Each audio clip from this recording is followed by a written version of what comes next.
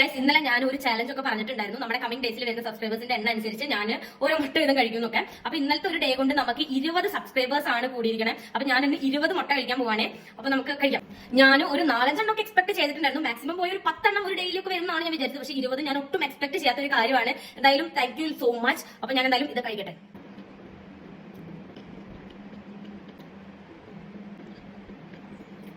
ഇത് ചെറിയ മുട്ട കാരണം നമുക്ക് കഴിക്കാം. വലുതങ്ങനെ ആയിരുന്നെങ്കിലോ 10ാമത്തെ മുട്ട കേസ് നമുക്കൊരു 10 കൂടെ ഉള്ളൂ. 5 കൂടെ നോക്കണം. 5